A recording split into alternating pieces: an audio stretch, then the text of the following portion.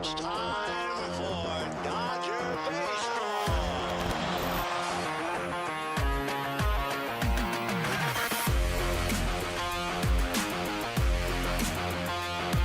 What a catch by Mookie Betts. Another home run for Corey Seager. Another strikeout for Kershaw. A robbery of Tatis. Gone. What a snap. This is what an ace looks like. And tagged out is Riley, a double play.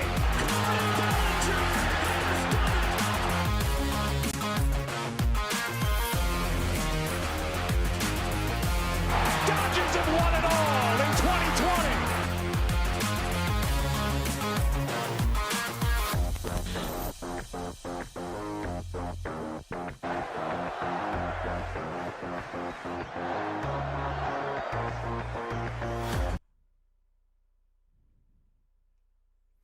And welcome to the Dodgers Nation postgame show. I'm your host, Doug McCain. You can follow me on Twitter and Instagram at DMac_LA.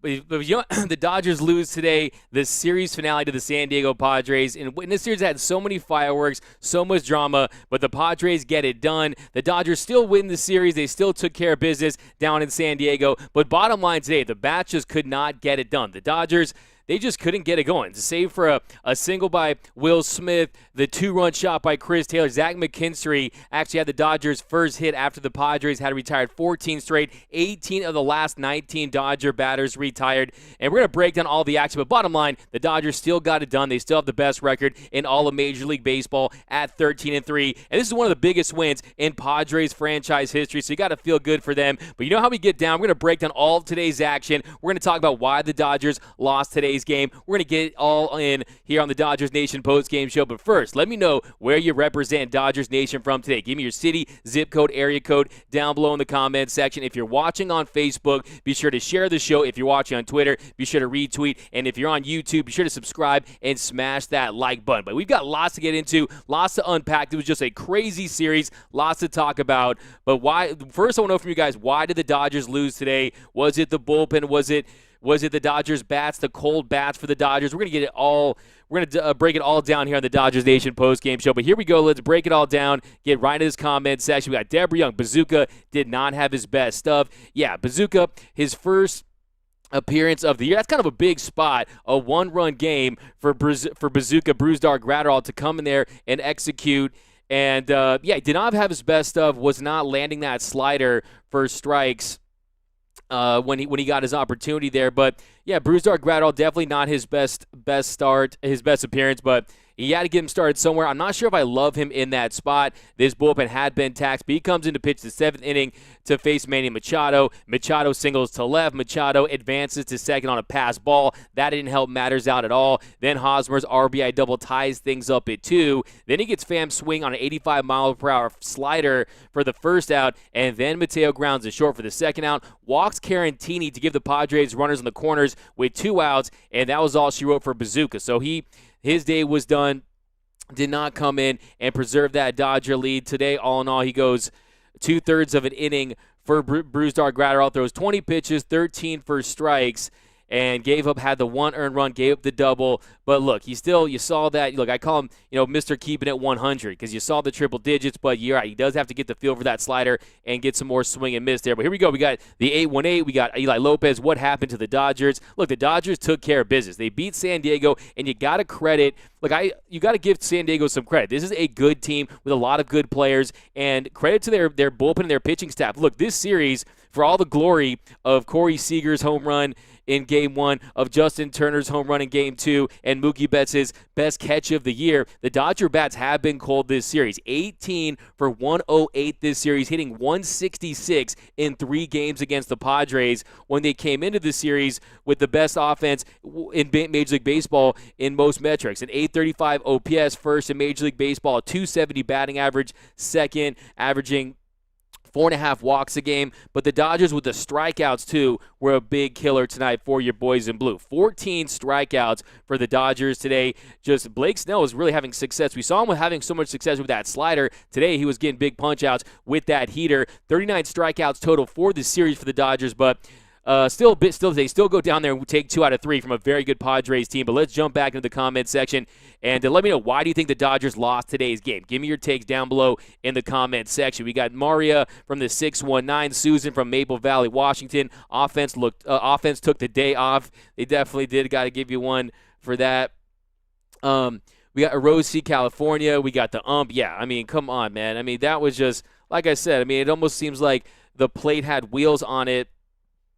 Phil Cousins just did not do a good job. But look, the bottom line is Trevor Bauer benefited from some of those calls too. So it was going both ways. So I'm not going to blame this loss on the umpires. But do I think there needs to be a mandatory optometry appointment for each and every umpire in Major League Baseball this year? Yes, I do. I think they feel the heat of the talk about robo-umps. I think they're getting nervous about it, and you see a lot of missed calls. It's really bad. I mean, that plate looked like the Grand Canyon there at times today. But bats were bad. Corey was bad. That's from Calvin. We got Tony Bats weren't showing up. Justin, also, I didn't agree with putting in Bazooka in such a high-leverage situation in his first game back. Yeah, I was just kind of mentioning that. And look, they expect him to be a high-leverage guy. They want him to take over in these spots. And you saw David Price, Kenley Jansen, a lot of guys pitching a lot of innings in this series out of that bullpen with the extra frames. And, yeah, I mean, you got to get him started sometime. He just did not come through today. It wasn't the worst. Not like he gave up 10 runs or anything like that. And then Dennis Santana wasn't able to come through there, too, in that big 8th inning where they really just kind of pulled away there in that 8th inning. So the Padres, they get one from the Dodgers. They needed this win bad because I'm telling you, I mean, they pretty much, you don't win a game. This is starting to get in your head. This is starting to get into your psyche if you're the Padres, just thinking, like, we can't beat this team anyway. And they did today. You got to give their arms some credit. They were really shutting down Dodger hitters. If we're keeping it 100, if we're keeping it real here, the Dodger hitters just couldn't get anything going at the plate, save for Chris Taylor. Chris Taylor had an unbelievable home run there in the top of the second. Will Smith gets the Dodgers' first hit of the afternoon, banging a Blake Snell changeup to center field, and then Chris Taylor just unloaded on a Blake Snell fastball. An absolute tank job, some upper deck action right there. 443 feet, 107.7 miles per hour off the bat. He just smoked that bad boy. And second of the year, that made it 2-0 Dodgers there in the second. I thought, look, they had the pitch count up for Blake Snell. He was averaging around 22 pitches per inning at one point, and I thought they were going to get him out of the game early, but you got to give him some credit too. He really did settle down, did Blake Snell, after the Dodgers really were going with their approach, being very selective, had the plate, the strike zone awareness, but he ended up going 5 innings, had 7 Ks, 2 hits, 2 earned runs. Look, all I'm saying is we need to get Austin Barnes versus Blake Snell today. I'm pretty sure he would have gone, he would have teed off on him at some point. Maybe the Dodgers win this game. But yeah, keep it coming in the comments. Why do you think the Dodgers lost today's game? Let me know down below in the comments section. And like I said, bottom line, Dodgers still best record in baseball. The pitching staff, like Oral Hershiser mentioned, they've gotten less than 5 hits 4 different times this season, and they were 4-0 in those games. So the pitching staff has been absolutely outstanding. They've been nails, and they've been just mowing hitters down all season long, from the starters to the bullpen. But unfortunately, they need a little more run support today to get it done. But Anthony Keene, this was a pitching matchup, and the Dodgers pitching blinked first. Solid competition. Exactly. I agree with that. Take 100%, Anthony. No hitting from Kale. 14 Ks. Why we lost Daniel R. Brown. Yeah, we just talked about that. They were just having issues with the I mean, if you look at some of these strikeouts, a lot of fastballs swinging, a lot of fastballs looking noisy, kind of got done up by the curveball a few times, and not the best night, not the best day at the plate for Corey Seager, who really didn't have himself a very great series. Coming into tonight, he was 1 for 9. Of course, he was the hero in Game 1 with the home run, but he ended up going Corey Seager 0 for 4. 0 for 4 Corey Seager today, and he also had that big error. I mean, I don't know what's up with Corey Seager. Look, he's never going to be that guy that has elite range, but you got to make routine plays. We've seen him flub on too many routine plays early on this year. You saw a ball go under his legs in Colorado. Today, he just air mails it wide, and there's really no excuse for a play like that from Corey Seager in a game like this. Too many brain farts with the glove early in this year from Corey Seager, who's in a free agent year, and you have people talking about him being a $300 million plus man. But still, here we go. Bats were cold. today it happens. Yeah, there's nothing to go crazy about, nothing to overreact about. Dodgers, bottom line, Dodgers lost today to one of the most talented teams that was desperate for a win, pitching one of their aces, Blake Snell, against, we'll get into Trevor Bauer's outing, who had a very solid performance again, really another dominant outing for Trevor Bauer, who pitched very well against his Padres offense. I don't know what it is with Manny Machado and Trevor Bauer. He came into this game 10 for 17 with 4 home runs against Trevor Bauer, and another big day for Manny Machado against Trevor Bauer. He ends up going 3 for 4 today, so he kind of pretty much has the cheat code against Trevor Bauer. He really has his number there, but they getting swept in Dodger Stadium from Michael Brown. Yeah, Dodger baseball. Who was the ump? I think it was Phil Cousin behind the plate today.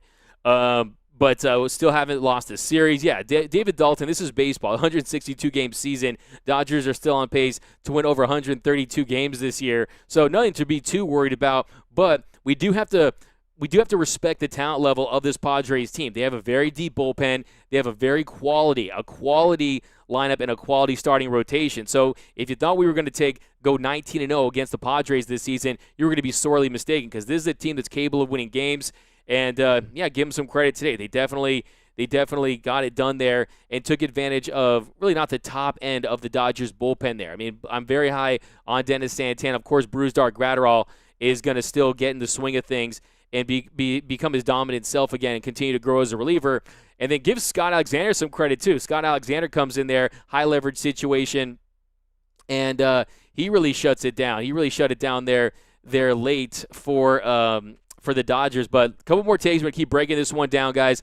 How would you guys – yeah, so you guys got the Dodgers sweeping the Padres – you got the Dodgers sweeping the Padres at Dodger Stadium. Yeah, they're going to run this back. Dodgers go to Seattle for a couple of games, and they return to Dodger Stadium for a 4-game series against the Padres. It'll be an electric atmosphere at the Ravine, and I'm sure they're going to want to win that series. They're going to want to have a better showing than they did for the first 2 games. But look, the Dodgers, they could have easily – look, this is a series where the Dodgers took 2 of 3. They could have easily gone 0-3 in this series, if we're being completely honest. They could have lost Friday night's game. They could have lost. Look, that could have been, if it wasn't for Mookie Betts, a 10% chance of making that remarkable catch he did last night, a spectacular catch from Mookie Betts. Pretty much probably going to be the catch of the year. If he doesn't make that catch, that's a tie game, and they could have lost that one. But Dodgers, they still got it done. And the Dodgers showed they have that championship medal to get it done in clutch moments. So they lost because of the umpire Mysterio. We got Chris, let's go Padres. We got the Padres repping here. Hey, man, you can hang out here, but I'm just telling you, I warned you. These Dodger fans, they come hard with the trash talk. You don't want to mess with a Dodger fan, because especially the ones that watch this show, they know their stuff. Here we go. Roger Kennard. Sorry, Doug. Roger, the Los Angeles Dodgers from Dallas. Yeah, man, it's all good, man. It's all good. Look, man, you lose games. This is Major League Baseball. Nothing too much to get worried about, but we got to find out why we lost. Snell wouldn't have pitched. Has anyone ever told me I look like Will Smith? Yeah, tons of times on the show. Hey, man, I don't know what to say. 3 hits, can't complain about anything else. Yeah, I mean, Justin, that's the point right there. I mean, got to give you all the credit in the world for that one. I mean, that is pretty much the story of this game is, look, they just did not hold serve with this Padres offense, who were able to put a rally together there in the 8th inning that we're going to get into here in just a second. But I would have loved to have them one from Christina Lopez over on Periscope. Rios is not a reliable bat. That's from Oscar. Yeah, really a very slow start. There's no question about that for Edwin Rios. Edwin Rios, I was really hoping he would come in. You know those power numbers, a home run every 10 1/4 at-bats. Edwin Rios tonight, he comes in, has 1 at-bat. He goes 0 for 1. He's hitting 154 on the year. So, yeah, he's really struggled out of the gate, has Edwin Rios. And, yeah, he just looks a little lost at the plate. Not seeing it well, not putting together strong at-bats. So it's really unfortunate that he hasn't gotten it going. We already saw Matt Beatty get sent down. And, yeah, it'll be interesting to see what they do with Edwin Rios if he continues to struggle like this. But, yeah, so far on the air. But, yeah. Let's go back into the comment section, guys. We got we had lots of errors this season. Mysterio, absolutely. Too many errors this year. A lot of sloppy defense Mookie Betts made the best player of the series, no question about it. But even Mookie Betts had an error in this series. You even saw Hosmer have an error in the series for the Padres. Some Gold Glovers not getting it done defensively. A lot of tension, a lot of nerves. But look, these are big leaguers. This is nothing to teams that have played in the NLDS, nothing to teams that have played in World Series games. So, look, bottom line is, yeah, you want to correct that, and you want to clean up the defense. There's no question about it. But Joseph Magazzini, Dodgers too excited about bars reopening, dragging today. Hey, man, it might be. I think everyone's a little excited, getting back to the bars, getting back to hanging out with friends, all that good stuff. But still, look, this is a team on a mission, and you got to just – look, it's not like the Dodgers – I mean, yeah, the pass ball by Will Smith, Corey Seager's error, but they just really – yeah, they were just not getting it done at the plate, swinging at stuff outside of the zone, just really having a difficult time catching up with fastballs. And, yeah, I mean, that's just it happens. It happens in Major League Baseball. You're going to see that at times. But here we go. Still 13-3. Absolutely, Mark. Absolutely. Happy Valley, Oregon. Golden, at least we won the series. I forgot to lose what losing looks like. One more thing. I'd rather win another World Series than 100-plus wins. Golden Neve over on YouTube. Yeah, I've been basically banging that drum, too. I'm not concerned about winning 116 games or setting an all-time record because you saw what happened in 2019, how quickly you forget your regular season success if you don't get it done in the postseason. I just want to peak when the time is right, and that's in October. So I'm with you on that one. Kelly Graham, what up? What up, Kelly Graham? Welcome to the show. Dodgers lose today, the series finale, to the San Diego Padres. They do take this series. Trevor Bauer, we had some positive moments today, though. Trevor Bauer, he looked great again. No question about it. Trevor Bauer is the real deal. He is the guy that the Dodgers signed up for. But like I said early in the show, the Dodgers offense not really getting it done. 18 for 108 this series, hitting 166 for the Dodgers. 4 home runs in the series, one by Seager in Game 1, Raley in Game 1, JT yesterday, and Chris Taylor today. But 39 strikeouts. And the Padres, they retired 18 of the final 19 Dodgers they faced this series. Pretty much this series, only people who really were dominant, I would say, is, look, Justin Turner. He's 4 for 10, had 2 RBIs. Got to give it to heading into today's game.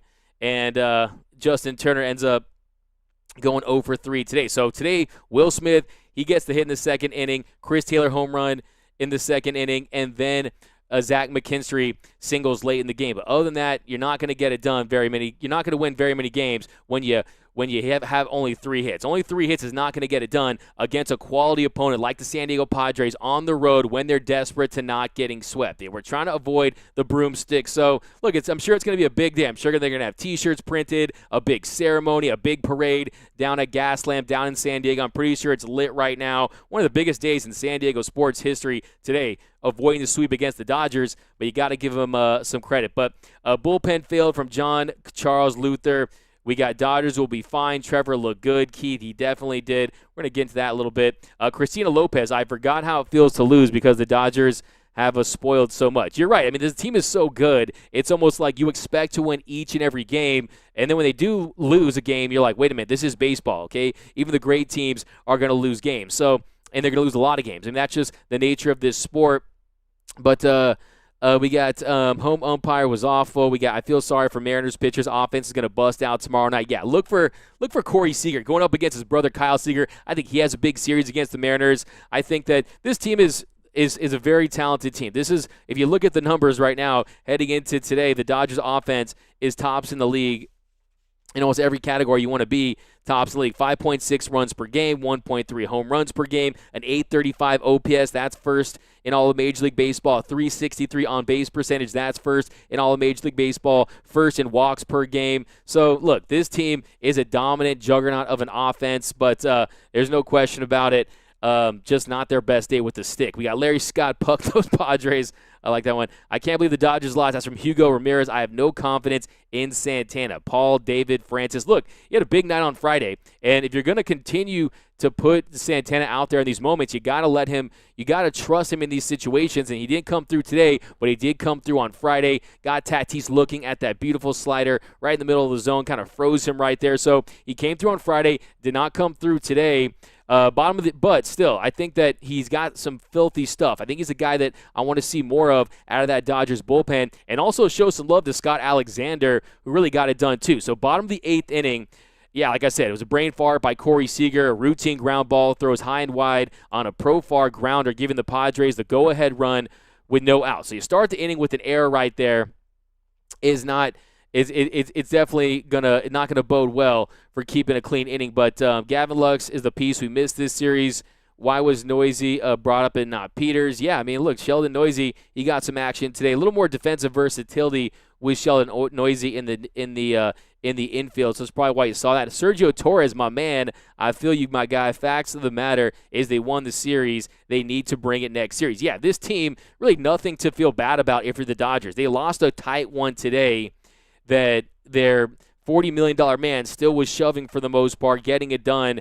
Did give up that one home run to Cronenworth, but look, he gives up one run. You'll take that, and you didn't see a lot of the big high leverage guys today. You didn't see Blake Triant. You didn't see Corey Knebel. You didn't see Kenley Jansen. They go with Brusdar Graterol in his first action off the IL. Unfortunately, gives up the run, and the Padres pretty much never look back. From then on, they tie the game, go on to put up some more runs and win the game, ultimately 5-2. But Anthony King, I expect the Dodgers to come back strong. By the way, what was your favorite moment this series? I'm pretty sure everyone's going to say Mookie Betts' catch, but I do kind of like Clayton Kershaw jawing with Profar, saying that's a BS swing. I think that was kind of my favorite moment, really. Mookie's swing was ridiculous. We're never going to forget that. And look, if you're the Padres, every pretty much outfield position has given you a nightmare. Left field, the throw out by Chris Taylor last year. Center field, you got Cody Bellinger, and then another play from center field too with Mookie Betts. So the outfield has really just given them nightmares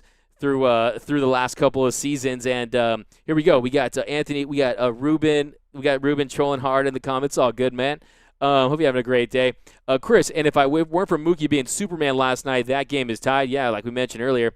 Jerry, this loss won't even make a dent. Still up 4 games. Yeah, I think that this loss almost feels like it's just one loss. It's just one loss. It feels like it's multiplied because of all the hype surrounding this series, because of the intensity and tension you feel in this series. But I actually think that in the long run, a loss like this could really help the Dodgers, especially when the Padres come to town this next week, because now they know that they're not going to get complacent. They know that the Padres that they've taken a big punch from the Padres, and the Dodgers gave them a big blow in the first 2 games, ripped their hearts out in games 1 and 2. Padres are able to get one in game 3, but now the Dodgers know, like, yes, we are the better team, but the Padres team is nothing to mess around with. You got to stay on it. You got to continue to play our game and win baseball games. So I think it's actually good for the Dodgers to not stay complacent, because let's say the Dodgers win these 3 games by a crazy run differential. Today they went in with the best run differential in all of Major League Baseball at plus 41. Let's say the Dodgers win game 1 7-2, game 2 10-3. Today they blow them out again. They're sitting pretty, saying we got the division won. It's all about finishing with the best record in the National League, which we're going to do with relative ease. So I think that the Padres are only going to help the Dodgers. Almost reminds me of like Tyson Gay and Usain Bolt, how Tyson Gay said that his job was to make Usain Bolt run faster. The Padres' job is to make the Dodgers a better team and to continue to motivate them. So I'm not worried about it. I think it's only going to help the Dodgers, and I think that they're gonna want to sweep them at home next week. I think it's going to be an electric atmosphere at the Ravine. Padres are sneaky good. We got Jerry Avila. Padres fans are so desperate for anything. It's hilarious. Yeah, you saw them with that check Bauer's balls sign there. That kind of had me cracking up. But Dodgers and Dodgers fans equal the fun police. And look, bottom line is, before that big hit, they were struggling. They were struggling this entire series with runners in scoring position. Were the Padres. They were just not getting it done. They were 5 for 31.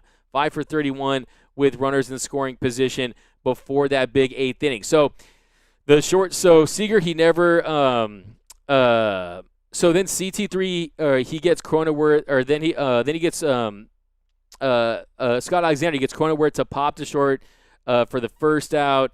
Then Doc turns to Dennis Santana. He ends up walking Fernando Tatis Jr. That puts the go-ahead run in scoring position. Then he gets Machado to fly to left for the second out. A really nice play right there by Luke Raley, who just entered the game, covered a lot of territory, had to adjust to the wind to track the ball. A really nice play from Raley there. And then Eric Hosmer, he singles up the middle, a line drive right past the shift. Hosmer, he's been clutch in this series. 3 RBIs this series that have either tied or given the Padres the lead. So that's his second RBI of the game, second in consecutive innings. That scores Profar. And then they initially ruled that this was really a big play in the game, too. Because, look, Dodgers lost 5-2. If they get out of the inning right there, the Dodgers they can find a way to manufacture a run against this Padres team. Melanson comes in. It's a different story going against this Dodger team when they only need one to tie. And they thought they had FTJ out. They thought they had Fernando Tatis Jr. out at third. They reviewed it. It turns out he was safe. It was a good call. It was the right call. And then Tommy Pham, who was so due in this series. That guy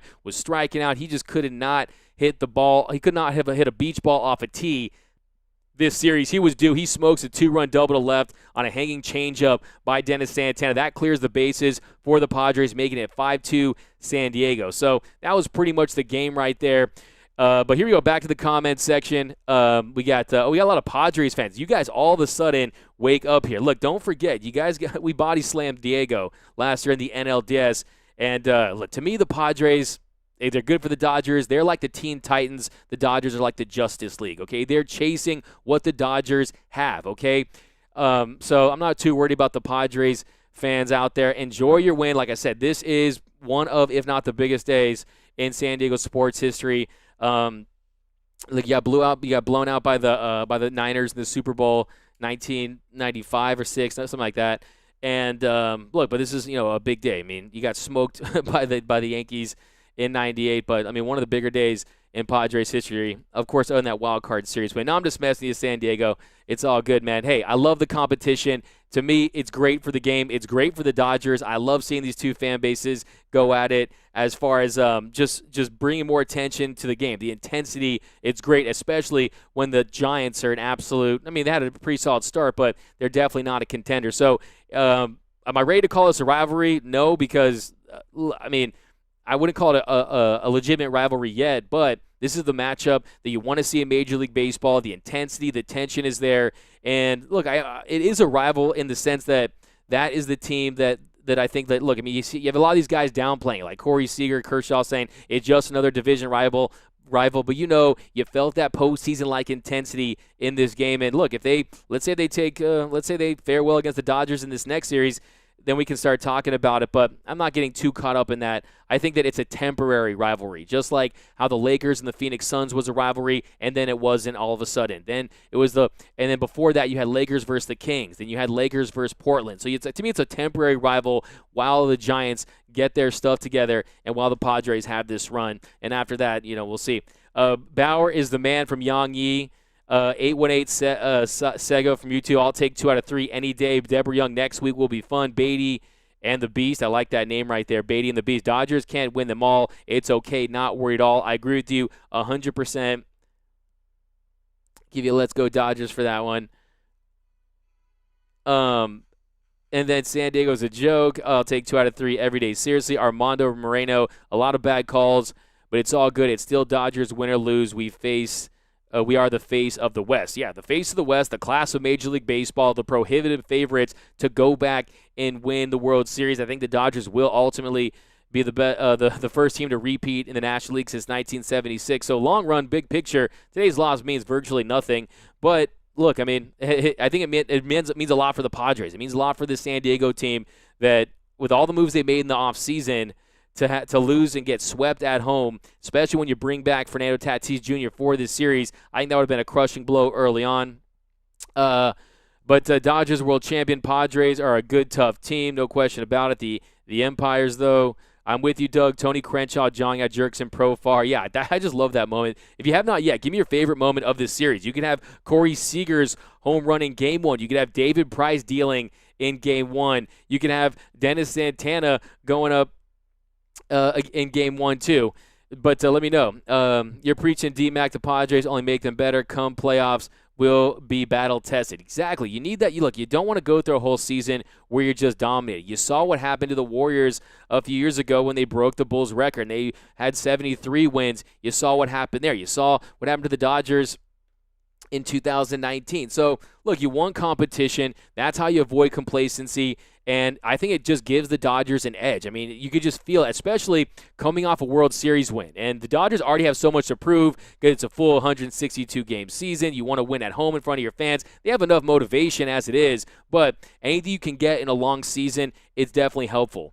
We wait until Dinelson Lamet, our best pitcher, comes back. Yeah, I mean, look, Dinelson Lamet is no joke. It's just a matter of his health. How is his health? If he's healthy, to me, I do think that I'm with you on that 100%. I think that Dinelson Lamet has the potential to be the best pitcher on the Padres. Yu Darvish when he's on. I think Blake Snell, the funny thing about Blake Snell is he's Mr. I want to pitch deep into games. Also, Blake Snell averages 22 pitches per inning. So today, Blake Snell, 5 innings pitched 7 strikeouts, 2 walks, 95 pitches, and he did a really nice job. He retired 7 straight after walking 2 batters in the 4th inning. Didn't give up a hit after that Taylor home run in the 2nd. Only 2 hits in his 5 innings of work, all coming in the 2nd inning. That Will Smith single and the CT3 home run. So he didn't get the length that he wants, and I was hoping that look with those. Yeah, I mean, look, I thought he did fine. I thought I was surprised that the Dodgers weren't able to score some more runs when they were able to get some walks off of him in those opportunities, but not really much going on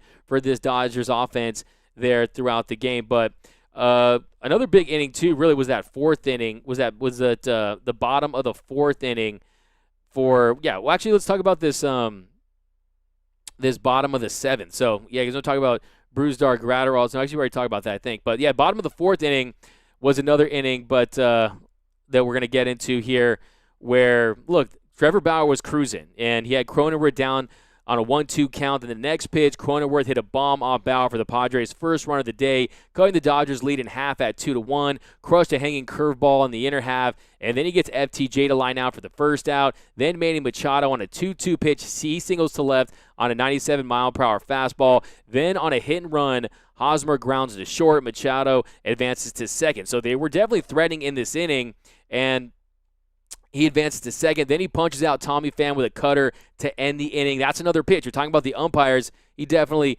benefited off some calls as well, did Trevor Bauer. So he was cruising through 3. Padres were able to do a little damage in the 4th. And here we go. Dodgers choked. Okay. It's not a rivalry, LMAO. No, it's definitely not a rivalry. You wish it was. Like I said, it is to me, I call them fling rivalries. It's not a rivalry in the sense that the Dodgers are a franchise that they have the Dodgers are the franchise that have the World Series pedigree, that have the tradition, all the history, the Cy Youngs, the dominance of the NL West. They've won 8 straight division titles. The Padres have to take something from this Dodger team. They have to win the division. They have to beat them in a postseason series for this to be a legitimate rivalry. But to me, I think it's almost like a back alley brawl. It's like a back alley brawl type little brother, big brother. I think that's kind of been played out. I don't think it's like a big brother, little brother thing anymore because, look, you got some big players over there. I mean, look, it doesn't mean if it was like a really young team filled with a lot of young stars, I could see it being a big brother, little brother situation. But to me, it's more of a Justice League versus team. I think it's more of a situation where they're a really good team. It's just there's a better team than them in the same division. And it's definitely something that I think the Padres understand, that the juggernaut of the Dodgers is not going to be an easy hurdle for them to jump, but they're going to give it everything they've got, and I think that this Dodger team only benefits from a team like the San Diego Padres. But parade currently underway in downtown San Diego, Delirium 9. Yeah, like I was saying, one of the biggest days in Padre history. Fans wish it was. I hate the batter's interference rule. The ball was already in Barnes' glove. Yeah, I mean, Christina Lopez, that's a great point. And look, I mean, hey, man, like, can I just grab a bat and hit the catcher's glove? Man, I'll go to the big leagues and take walks every day. It clearly wasn't like Clayton Kershaw said, and I wasn't really thinking about it when I was watching it, but look, that could have seriously injured Austin Barnes. It could have broken his hand, could have hurt him, and how big would that have been for Clayton Kershaw, who's really, after that start against the Rockies, he's really turning quality outing after quality outing. Another one last night, has the RBI that puts the Dodgers ahead with the walk right there, a fantastic at-bat. So to me, I think that yeah, you're definitely right on that one. I mean, it was just a really freaky play. Profar, John, don't come at a legend like that. You have to show respect to your legends, Mr. Profar. Don't be dropping F-bombs towards King Kershaw like that, because you got guys like Mad Max and the gang that will throw hands and defend their guy like that. But it was nice to see the fire with Clayton Kershaw. This guy's done it all. He still has that fire. That is why he's so great. I'm telling you, the guy has the heart of a lion. And I think that Clayton Kershaw, one of the things about him is yeah, I mean, imagine if you lose Austin Barnes like that because of Profar. And like you said, that's not a big league swing. I mean, is he Profar or is he amateur far, right? I mean, that was not a big league swing like Clayton Kershaw said. That definitely irritated me. I'm eating tacos and ribs. My man Ruben, hook it up, man. You know I love me. So that's like a great combo right there. Kevin Rios will take 2 of 3 any day of the week. We're still the best team in baseball. Yeah, like most of you guys in the comments section. No, man, no, Dave Vassay is cool, man. Guys, you got a video up on our channel right now, an interview with Trevor Bauer. If you haven't yet, by the way, be sure to subscribe to the fastest growing Dodgers YouTube channel in the game over at youtube.com/DodgersNationTV. You got the flagship show, the Blue Heaven Podcast, hosted by the senior editors, Clint Pasillas and Brooke Smith. And then we're posting videos all day, every day about your boys in blue. So you don't want to miss the thing about your Los Angeles Dodgers. So be sure to hit that subscribe button, hit that notification bell. And, tell all your friends. It's definitely going down at the Dodgers Nation YouTube channel. Susan, you got Mookie's catch right there. You win for that one. Win. Ray Barcemia, hey, Doug, sub, best baseball show around. Appreciate that, Ray. You the man. Padres fan here. Good game. Hey, man, yeah, good game. Look, I'm telling you, man, like, we would imagine not having this weekend, right? Imagine if the Dodgers were playing the lowly Giants and they just dominated them. And, look, I mean, that really did feel – as I wouldn't call it felt like a postseason game, but it felt as close to a postseason matchup, and we're talking early in the season. I think that's what makes it unique for me is we're in April right now. We've had some big games like the Rockies, game 163. We've had some big series late in games, even against this Padres team late last year, that are big series late in the season. But we're talking April, and I mean, telling you, the juices are flowing against these two teams. Fans are back in the stands. You feel that energy. And it's a big deal. I'm telling you, man. This team is definitely big time. But this Dodger team and this Padre team is definitely a team that's coming for them, and they're going to give it everything got. Y'all a good team. Ray Barcemia, the Dodgers just reeled off 9 straight wins, off to perhaps their best start in club history. They will be fine. Yeah, I mean, 8 wins. Sergio, my favorite moment of the series was Kershaw completely shutting the Padres down. My man Sergio, I'm with you on that one. King Kersh showing the folks at home, I've still got it. I'm not a washed King Kersh. I'm a guy that's still a top 20 starter in Major League Baseball. If he has that slider, you're going to get quality from Clayton Kershaw. Sets up that fastball. Yesterday was pumping at 93, so you're still seeing a little bit of an uptick in velocity every time he goes out there. So I was very encouraged by Clayton Kershaw. Didn't even have his best curveball last night, and he was still able to get it done against his potent Padres offense. So definitely. We got what is up with those umpires? Not good, man. Not a good job. I'm telling you, these umpires, all of them, send them to the optometrist. I think they feel those robo-umps breathing down their neck, just like coming down their necks like that. And I think that they're feeling it. They're feeling the heat. They know that there's going to be some serious changes in Major League Baseball if they can't get it done. I mean, some of these are just a joke. I mean, some of these are just flat out ridiculous. And you just hope at this point that it goes both ways, that it's consistent and you're getting consistent bad calls because, look, I mean, there's hitters umps, there's pitchers umps, but, these umpires are just not getting it done. Padres equals Suns, Portland Kings, Clippers, upstart contenders type of rival. I mean, that's a good point. I would definitely be fine with comparing them to the Clippers as far as historically inept franchise that's accumulated talent to the point where, look, they're making power moves. They have aggressive owners that are trying to get it done, and they're also trying to get real estate. I mean, they're trying to get real estate in Southern California. Look, don't kid yourself. There's a lot of Dodger fans down there in San Diego, lots of them, all over the world, all over the country. I mean, it's Dodgers Nation for a reason, and the Clippers are the same thing, going to go up against the big bad Lakers. So I like that, Sergio. I got to give you that one. Finish it for that one. Big bank take little bank. I like that. Now it's I got YG in my head for the rest of the show. Let's see.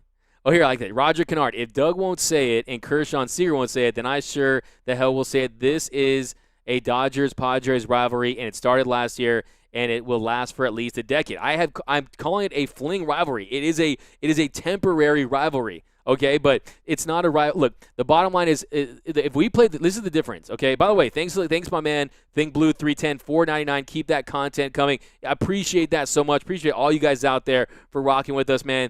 Thanks for hooking it up. I'm gonna go buy me a jumbo jack today because I don't get it free with that money. So appreciate that, my man.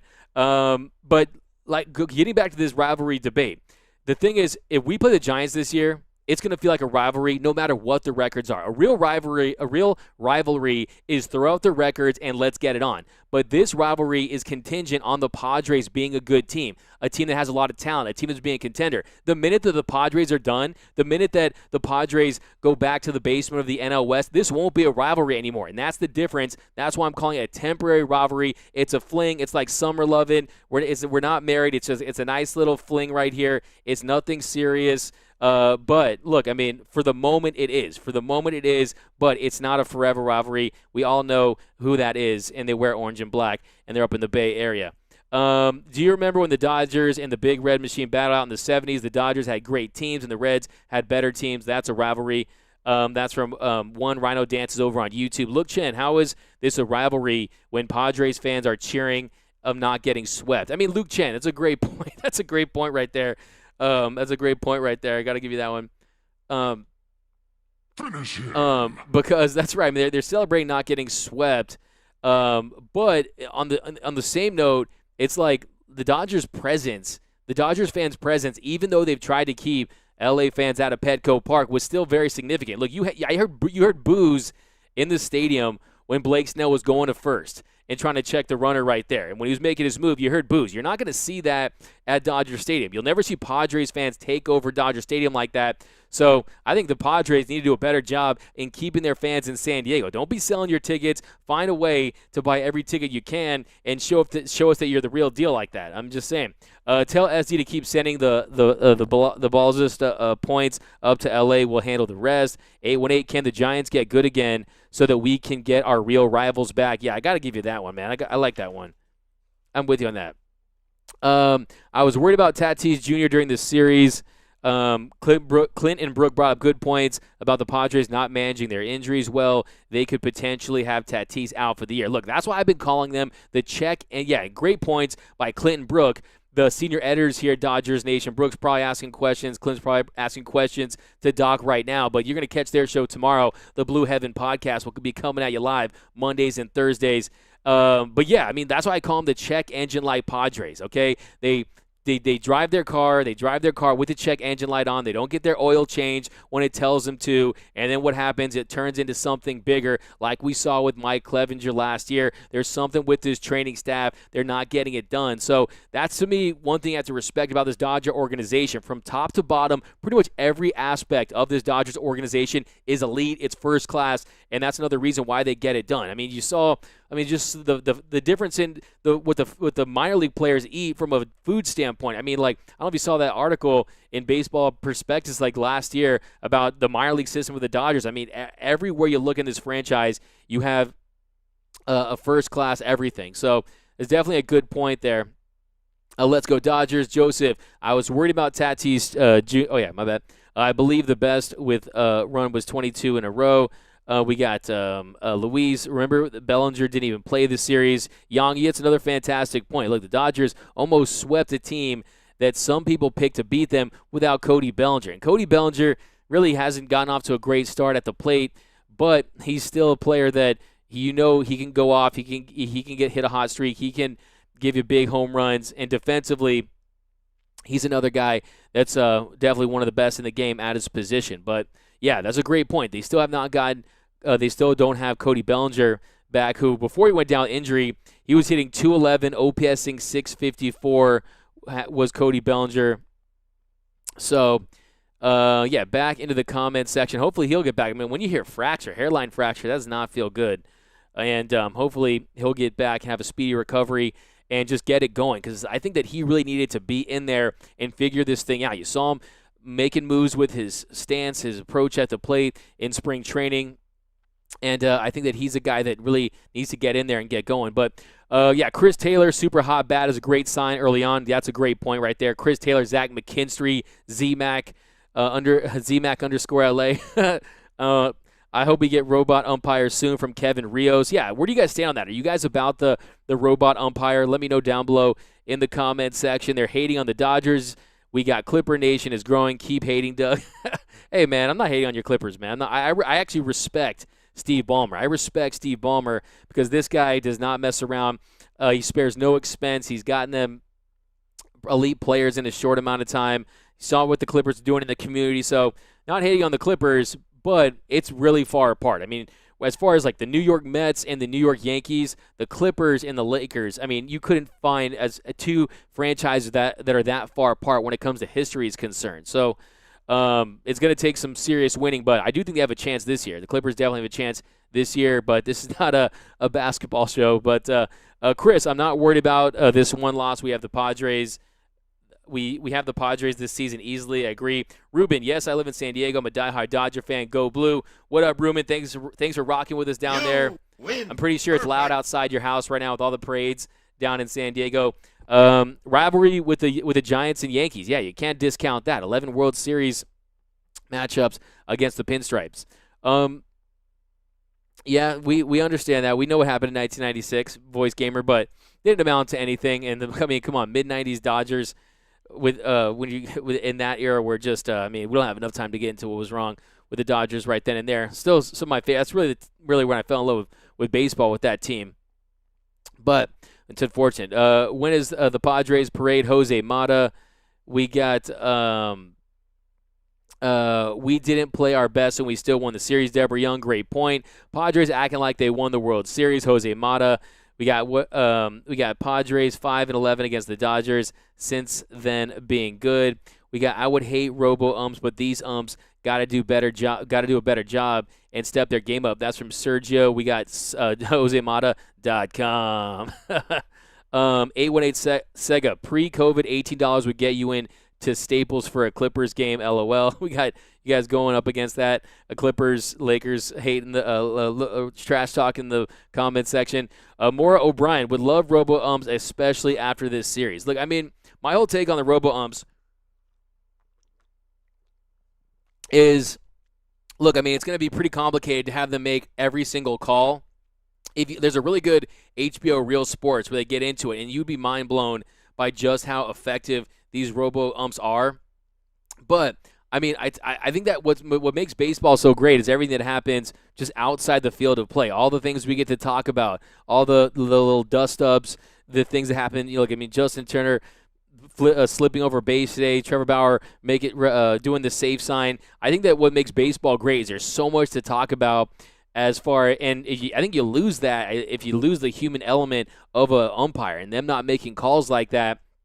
I think it'd be just kind of weird. It would make the game robotic as a whole, and especially when you're in an era where you got the 3 true outcomes, you have action on the base pass declining at an all-time level, you have strikeouts increasing at an all-time level. If you have that, not much action at the plate, and you have not much action with robo-umps, I think baseball could become kind of a sterile game. I mean, imagine not having a shouting match between an umpire and a manager. I don't want to live in a world where managers aren't yelling at umpires. I need that.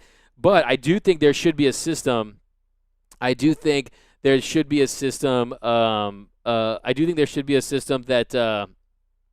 where there should be like a challenge level where if it's a really egregious call on a strike call, I think that maybe you give a team a couple shots, maybe 1 or 2 or 3, 3 shots to really overturn a bad strike call. And I definitely think that that's something that I'd be in favor of. As far as incorporating the technology, and also just like you said, Sergio, having the umpire just step their game up in general and what that would take. I'm not sure what that would take. I mean, it's tough. If you ever watch a game live, it's tough to call a ball and a strike right every single time. But, yeah, I mean, where do you guys stand on that? Any of you guys want to just go completely to robo-umps? Let me know down below in the comments section. Here we go. We got Gavin Lux. What happened to Gavin Lux? So Gavin Lux, they placed him on the 10-day injured list with a sore right wrist. It was, I believe, it was retroactive to April 16th. So we'll see what happens with Gavin Lux. He had been struggling for the last couple games before they placed him on the IL. They, of course, recalled Sheldon Noisy, put him back up to the active roster. You saw him today, and then they brought up Brusdar Graterol. So.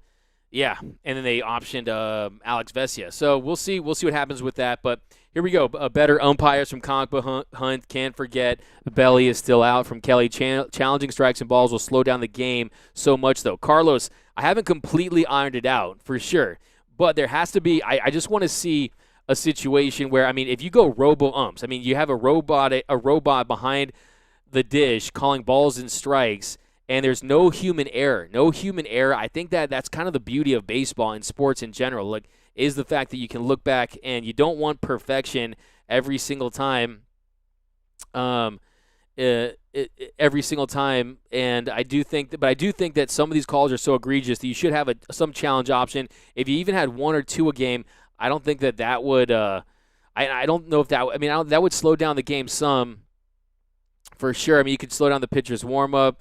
There could be ways to shave off some time there, but I do think that in this situation you just can't go complete a robo-ump. I mean, I get mad when I see bad calls.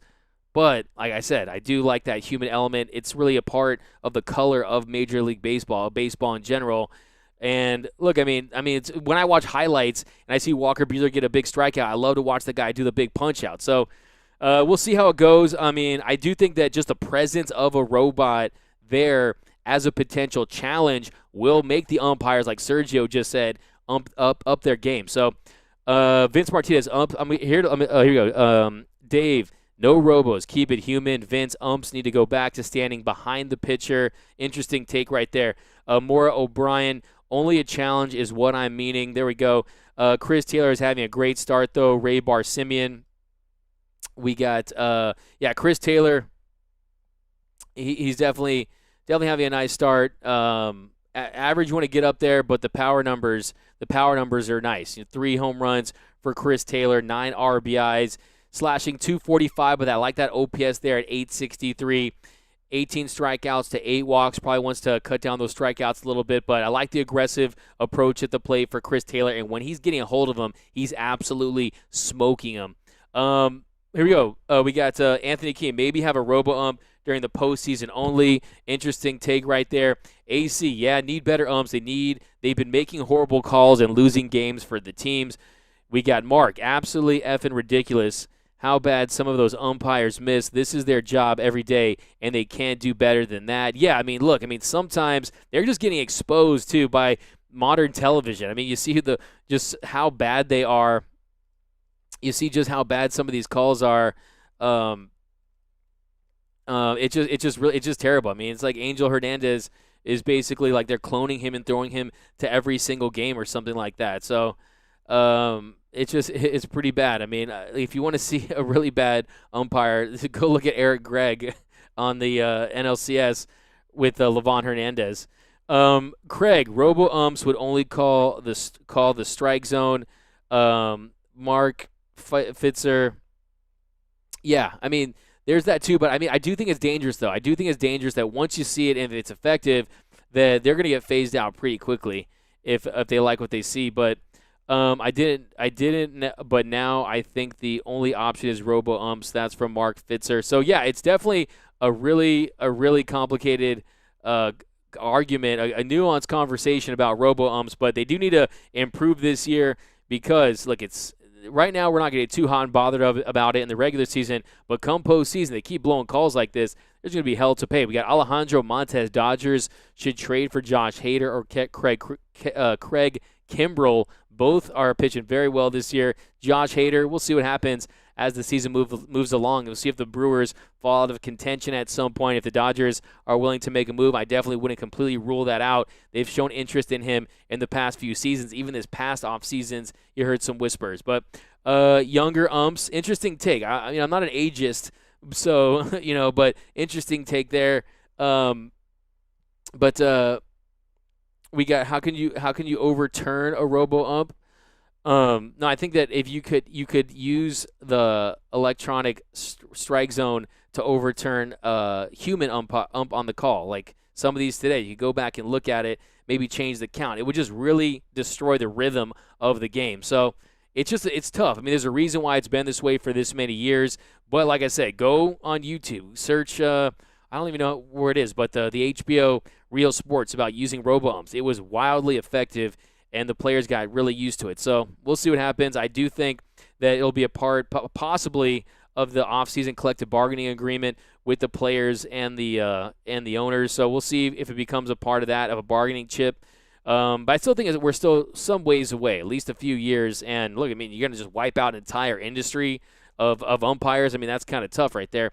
I'm more in favor of the 2 challenges game for those crucial moments. Yeah, so I'm starting to think about that. Carlos, replay review as of late have caused controversy. Automatic strike zones will carry their own problems. That's another great point, Carlos. You saw right there in the Mets game a couple weeks ago with Conforto and everything that happened. So yeah, look, we see no one's going to be batting 1,000, whether it be the umpires, whether it be the overturns, whether it be the reviews. You just want to get the game as right as you possibly can make it, and try to get as many good calls right, and try just to not be the story of the game. Look, we don't pay to go see umpires umpire. Okay, we go to see players dominate.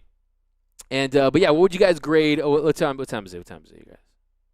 55 minutes. Okay. We've been rolling. Thanks for the comments today, guys. You guys have been killing it, as always. We'll get out of here on this. Yeah, bottom of the ninth. Bottom of the ninth here. Get some hot takes. What did you guys grade Bauer's performance? Let me know down below in the comment section. What did you guys grade Trevor Bauer's performance tonight? I thought Trevor Bauer pitched very well today against the Padres, other than Manny Machado. But let me know down below in the comment section. Give me your grades. But, yeah, 36 strikeouts in 26 innings for Trevor Bauer. Opponents are hitting 114 against him. He got that ERA down to 2.42. The whip at .62. The home runs have been somewhat of an issue, though. 4 home runs for Trevor Bauer. Definitely wants to clean that up. But, yeah, give me your takes on Trevor Bauer tonight. I mean, he was cruising for most of the game. The 4th inning got us some trouble, making some mistakes, leaving some breaking balls high today. But for the most part, I thought he pitched very well. But, yep, guys, a couple other reminders. Be sure to head over to gearup.la for all latest Dodgers Nation merch. You can find it right over there at gearup.la. Today would be a great day to buy the Blowing Manny Kisses one. I know he didn't have his best appearance in his first game of the 2021 season, but hey, that was such a great moment. The Joe Kelly shirt, the LFG Mookie shirt, that's what I'm wearing right now, my LFG Mookie shirt designed by my man Eddie. Does a lot of the designs, he designed the logo for the show. Definitely go cop that, get some Dodgers Nation drip, and then I love these shirts too. Got the Joe Kelly nice swing shirt, the belly and the ball. The one in the middle right there is inspired by Death Row Records, the Dodgers one. So definitely go get some merch over at gearup.la. But like I said, guys, bottom of the ninth, 2 outs, 3-2 count. You got a couple, you got another swing, and then get some final takes here, some final thoughts from you guys, and we'll be out. We'll be back Tuesday, though. Dodgers back in action tomorrow. Dustin May going up the Seattle Mariners. So it'll be a very different series as far as what we just went through with the Padres with the excitement level. So, but 1 second here, guys. Let me get your comments up before we head out. Actually, here. Dodgers going all the way. Bauer 8 of 10. Bauer was on his game with the pitching from Patrick Gagne. But yep, guys, thanks for rocking with us as always. You can follow me on Twitter and Instagram at DMac_LA. That's at DMac_LA. And be sure to subscribe to that Dodgers Nation YouTube channel. Subscribe to the Dodgers Dugout podcast. Ray F. almost swept those lames. LOL. Dodgers sweep. Next series, that's from Carlos. We got I Like Taylor in the 2 spot, to be honest, over on YouTube. But thanks for rocking with us, guys, here on the Dodgers Nation postgame show. Dodgers lose the series finale, but win the season series. Still have the best record in all of Major League Baseball at 13-3. The Padres snapped the Dodgers' 8-game win streak today. But we'll be back in action on Tuesday. Like I said, check for the Blue Heaven podcast tomorrow, Monday. They'll be going live with Brooks Smith and Clint Pasillas. Be sure to check for that. But here we go. Thanks a lot. You follow me on Instagram. Oh, cool, man. Good times. Another stadium full of Dodger blue up here in Seattle. Exactly, Chandra. Yeah, it's going to be a Let's Go Dodgers chant up in Seattle. But thanks again, guys, as always. Remember, nothing brings us together quite like Dodgers baseball. And until next time, think blue, bleed blue, and I'm out. It's time for Dodger Baseball.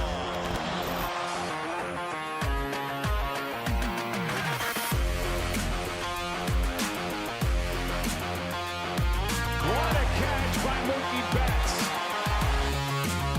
Another home run for Corey Seager. Another strikeout for Kershaw. A robbery of Tatis. Gone.